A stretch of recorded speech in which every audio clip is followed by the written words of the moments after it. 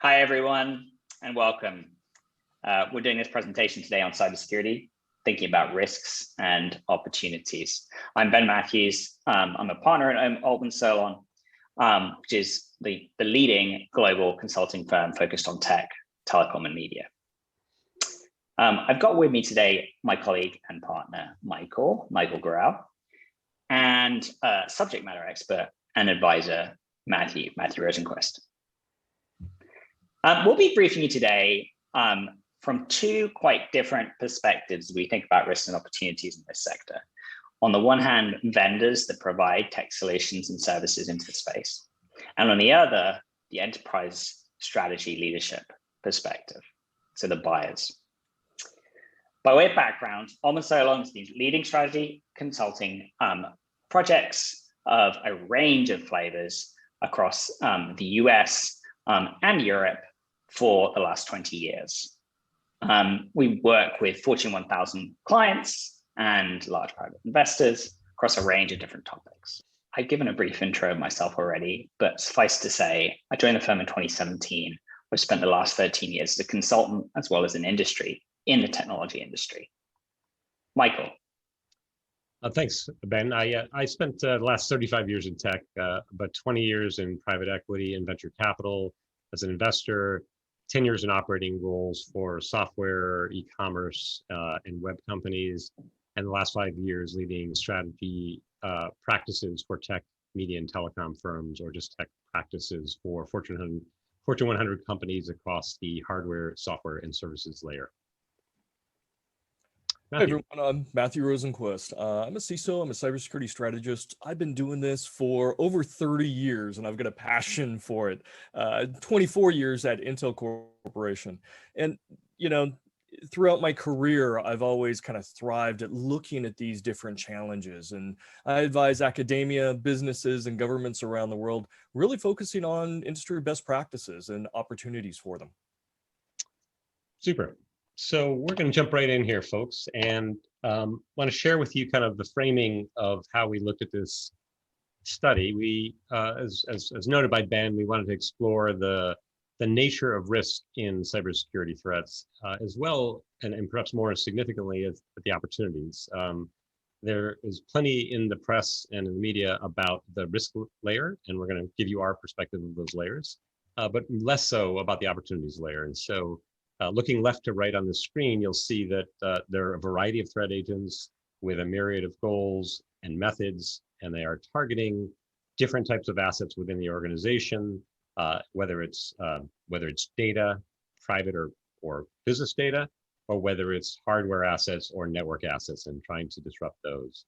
And these create a variety of risks and, as I noted, opportunities. So maybe Matthew, you can talk through some of these at your leisure, what you think is important about this framework and the opportunities layer. Yeah, so often in our industry, we kind of generalize the threats or the risks. And we say, okay, we're just worried about ransomware, or we're just worried about a denial of service attack. And if we actually dig into it and we realize that there are these different threat agents, right? Different archetypes there. And some are hugely resourced and talented and capable of doing amazing things like nation states. And you've got different ones that have different motivations. Cyber criminals are very, very active. We're always seeing the stories on there, but their motivation is something different. They're going after the money. And so these different types of threat agents really constitute the foundation of these different risks. But we have to layer on, right? What are their specific goals and what are the particular methods that they use? How do they target? Who do they go after? And some goals are, you know, again, we just want to steal money, right? That's the cyber criminal. Other ones, they're looking potentially for intelligence or trying to steal intellectual property. And it really kind of depends. And when we look at the differences between those combinations of the threat agents, their goals, and the particular methods that they prefer, you start to understand a better aspect of what the risks really are. What are they actually going after? And how are they going to go about doing that? And in teaching those details, we start to see opportunities in how to optimize security. Right? You don't want to protect everything equally. and you don't want to throw infinite amounts of money and time. We have to be selective. And if we're going to do that, that's a huge opportunity, especially on those enterprise side, because we don't have unlimited time, resources, and energy. And from the vendor side, we need to know where the tools and solutions, how they need to be configured, again, for that optimization. And that really helps in understanding the risks. But also in that bigger picture, that starts to uncover, peel back different opportunities as well, because good security now is becoming very important with those customers and business partners and suppliers and vendors. So seeing the more detailed picture has its benefits, both on the risk side, as well as understanding those opportunities that are coming about. Keeping on top of it is hard, right? And that's why it is a valid differentiator. This isn't a static picture, right, Matthew? This is changing all the time. Yeah, I mean, everything in cybersecurity, we're constantly moving and shifting. And it's really those attackers, those threat agents on the left-hand side there, they have the initiative. They get to decide who gets to be attacked, when and how. On the defense side, whether it's the vendors or the potential victims, the enterprises, we kind of have to wait and we do our best to protect. And if we can't, we have to then rapidly detect and respond. But yeah, everything is constantly changing. This is not a static picture at all. And I think, Michael, as we think about where this is moving, it would have been some time ago that it was just really big critical national infrastructure industries that we're talking about here. But really now we're seeing that expand way out. Similar in terms of company size and organization size. We're not just talking about the very largest companies here being targeted. We're talking about all the way down to real SMEs who are suddenly realizing not only do they need to invest in incremental equipment to sit on their network or software to do scanning on their endpoints, they're also realizing, oh, you know what, to Matthew's point, we need to be continually looking at this. We need to understand threat intel, or we need to be outsourcing to a service provider that does. And again, while maybe it was driven by regulation or compliance, and it still is in many of these industries, it's broader than that. And I think, Matthew, something we've talked about before is how actually global supply chains have and the potential exposure that provides, to the very largest companies, if they are served by much smaller companies, is actually driving a need across the industries. Yeah, I mean, we're seeing that with the SolarWinds attack and the Microsoft Exchange attack, and that's really the tip of the iceberg. It's really just indicated to the industry this problem that we've been saying for 10 years, it's going to be a problem. It actually is. And it's been going on under our nose for a while. So these aren't the only ones in a supply chain where everybody is relying on everyone else, right? The weakest link really will bring it down.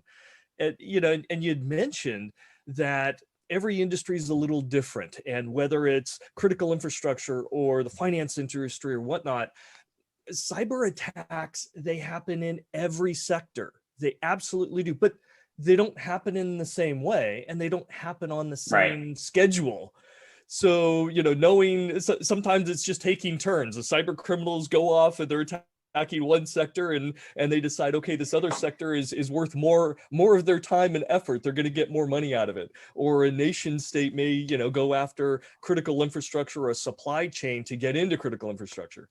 And sometimes I think that's right. The rotation. I think that's right, Matthew. Sorry, I didn't mean to speak over you, but I think a lot of our working with vendors has been, well, you already serve the financial services sector, and maybe within that, just investment funds or asset managers. But what are the industries that look most like that and are facing many of similar challenges because of the distribution of their infrastructure, because of the IP they're protecting, because of the reputational risks?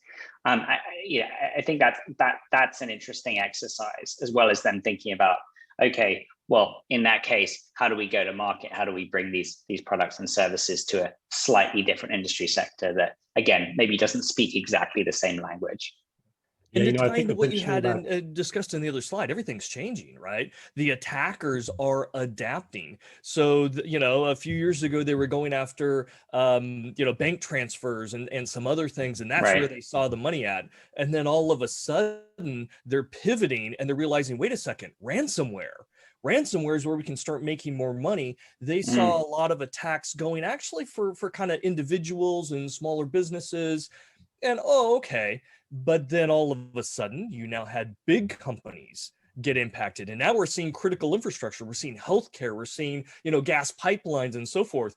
And the attackers are realizing, hey, it's not charging grandma a few $100s to get her family pictures back.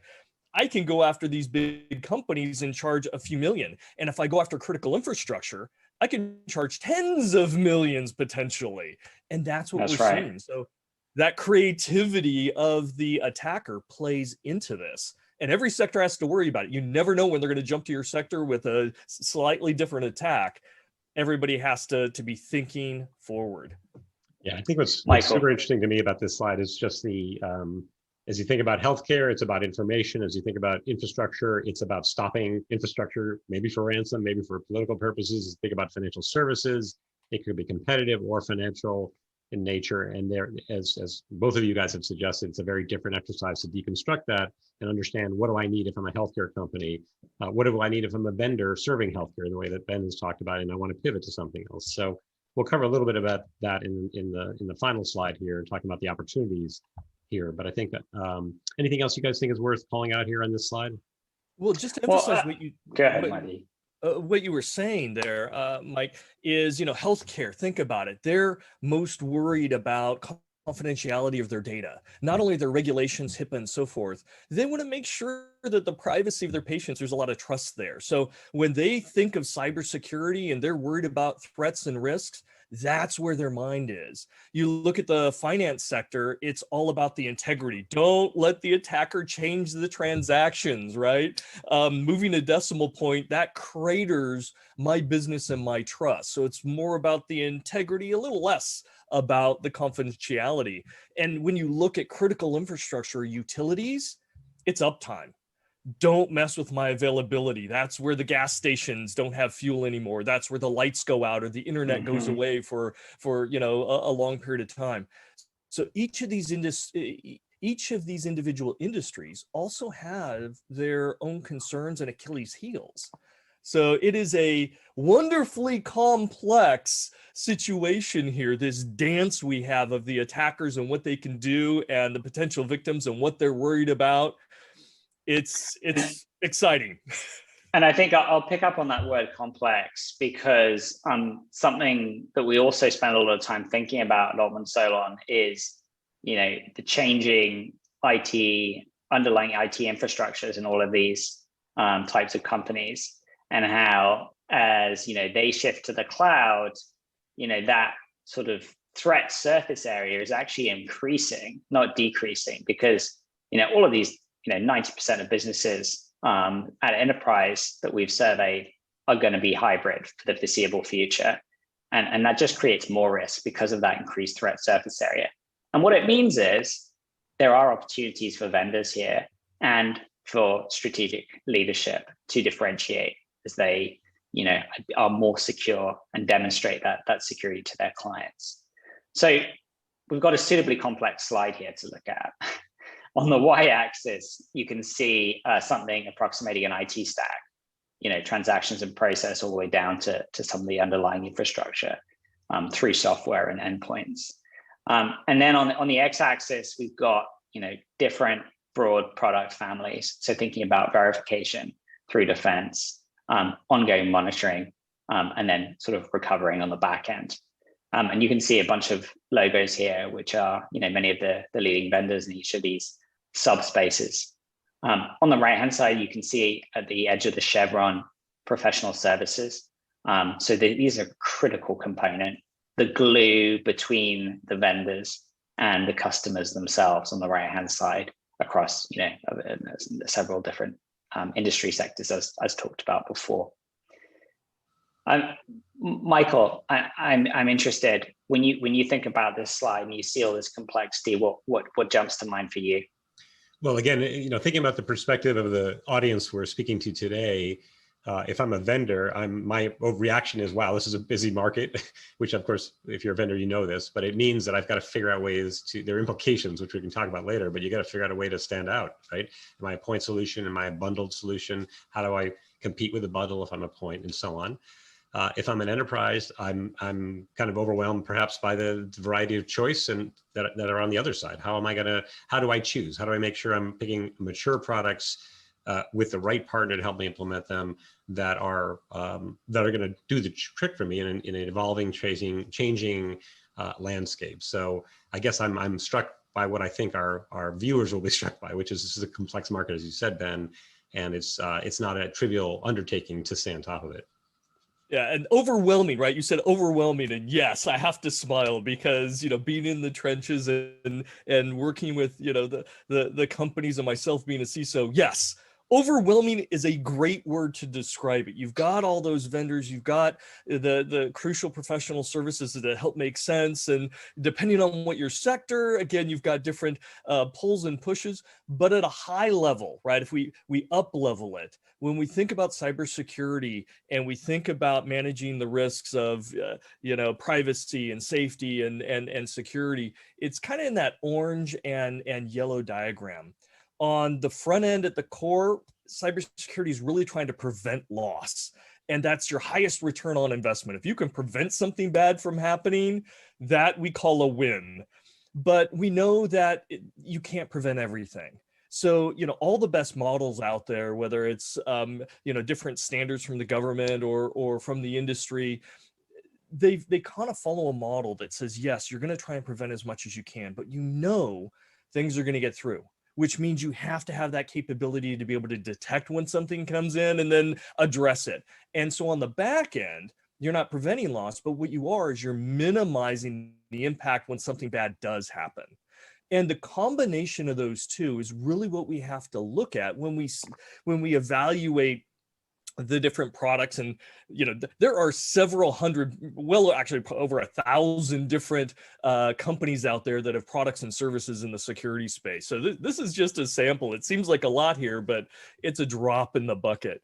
But when we look at how do we prevent loss and how do we minimize loss as overall part of a risk management program, we have to take all this into account. And we have to look at the attacks of yesterday, what's going on today. And if we really want to optimize our security and we really want to have meaningful products and services for the enterprises, we really need to look towards tomorrow, because tomorrow is where the ugly surprises are. And ugly surprises means a lot more loss. So it is a complex diagram here, but I think it pulls out the necessity of being able to understand all these pieces and how they work together to make a good overall strategy. Yeah, that makes sense. And I think just one thing that really resonates based on, I guess some of the work that we've been doing with, again, some vendors in the space around bringing their products to market and trying to differentiate themselves in this crowded market, move past the buzzwords, is try and demonstrate real ROI. So I like the way that you phrased it there, trying to quantify that preventing of loss and quantifying the minimize of loss. If they're able to do that effectively, then they will stand out from the crowd, because that's the KPI that counts, really, right? Yeah. Yeah. Yep. And so that's I guess what you're talking to the executive board, right? When you're trying to justify everything and show value. It's very important for the CISOs to be able to do that.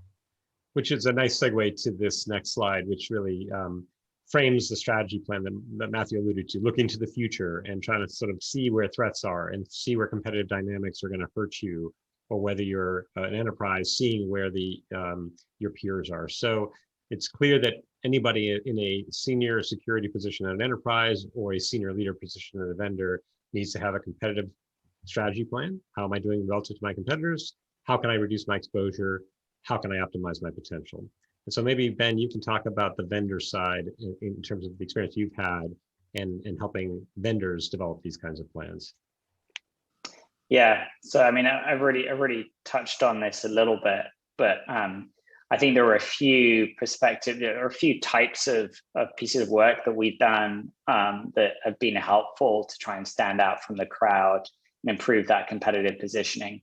One is really trying to demonstrate, I think, differentiation, having done, I guess, broader studies and benchmarking of other players and working out which messages to push and which to prioritize to different segments. So really understanding their current customer base as well as, the potential customer base, the broader one out there, and then trying to tailor those messages to those very different segments.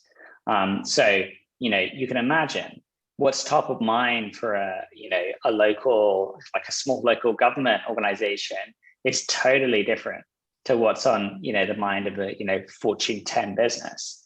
And I think being able to tailor your messaging accordingly, again, I think you mentioned at one point, Michael, point solution versus bundle, and even we looked at that complex slide a minute ago, which products you might even lead with. You leading with, a sort of SIM and, managed detect response service wrapper, or are you leading with, something cutting edge around whether that be, identity and access management, point solution that really stands out from the crowd. So I think there is a lot to do there on the kind of reduce and the cut out unforced errors. I think you can really take a slightly different perspective, which is, okay, well, what should my roadmap look like? What are my customers asking for? Not only the current ones, but the potential ones, and trying to uncover that kind of market picture, which is sometimes missing when you're just focused on doing excellent things for your current customers. Yeah, Michael, does that resonate? It does, and I would just add, that last bullet about supply chain, which you mentioned earlier in the presentation, is a critical one, because I think that's kind of a blind spot, as we all know from the SolarWinds debacle, that it's not enough to look after your own house. You got to look downstream to your suppliers. And so I think reducing all the things you mentioned, in addition to keeping an eye on supply chain vulnerabilities, I think is key. Matthew, what about on this on the enterprise side? What do you think? What are how do these resonate with you? These kind of ups and downs of increasing in good things and decreasing things that are not good. Well, I think the cybersecurity and technology industry is at a pivotal point right now. You can't go throughout the day without seeing a news story about a company being hacked or a country doing something or downtime here because of a ransomware. It is so much into the public eye now. It's actually cybersecurity and how enterprises are protecting their environments and protecting their products and services. It's meaningful. It's meaningful to customers. And so we've had for so long cybersecurity kind of be in the back room, maybe under IT, just let them do their thing. And we have to throw money at them. Unfortunately, they're going to help us meet regulation, but it doesn't really help the bottom line. But because of this transformation and consumers are taking into account security of products, privacy of their data, the ethics of how companies are protecting them and representing them, right? It makes a difference now. It makes a difference to the bottom line, because companies that are not doing well in cybersecurity, they're losing customers, they're losing market share. We saw, WeChat, right? Lost 1 million customers because of some privacy decisions that they were making. It makes a difference. So whether it's either preserving your market share or potentially an opportunity of gaining market share, security could be that differentiator. Yeah, we're now seeing companies as well look at their product stack, and maybe they have a freemium model and they want to push people up to a paid model. Security could be that advantage that is enough to put people into a higher product line. That's money to the bottom line. Yeah, and I think that what's so interesting about that to me is the return on security investment tends to be a cost side equation. How much avoided expense am I eliminating by having security in place? And that certainly is a valid, and there are lots of numbers out there to tell you how much a breach costs. But the other side of the equation, which Matthew, you just covered, is super interesting, because how do you value the incremental revenue you could pull off by by front loading with your security branding in a way you don't do now, creating new products, avoided lost sales is another layer you could calculate as part of this ROSI. Now, it's not trivial these are assumption-based things like how much could I lose if I don't do this? It's a hard answer to arrive at, but there are methods to let you calculate the cost side and make assumptions to calculate the upside. So I think I think it's just helpful for a CISO to know that it's not just a cost side equation. And as Matthew said, the CISO is no longer just an expense category. It is a strategic business That's right. Partner to leadership. And it's not just about avoidance, it's about incremental value, which I think Matthew and Ben have talked about. So that's really good. Nice summary on the improvement side. What about and Michael, I just wonder as well, this challenge that you just outlined, I think this opportunity is also a challenge for those service providers and vendors serving it, which is how do they elevate the type of conversation, the type of largely transactional sales that they might have had in the past to one that is much more business outcome focused. Right. And we talked about ROI, that's how they get attention, but it's also new relationships. It's relationships. The CISO is suddenly, being created and elevated to the board. This is a totally different kind of level of discussion versus previously. Yeah. So I think, that's one of the challenges, and then big opportunities for vendors that can get that right and really have that access, to stakeholders like that. Yeah.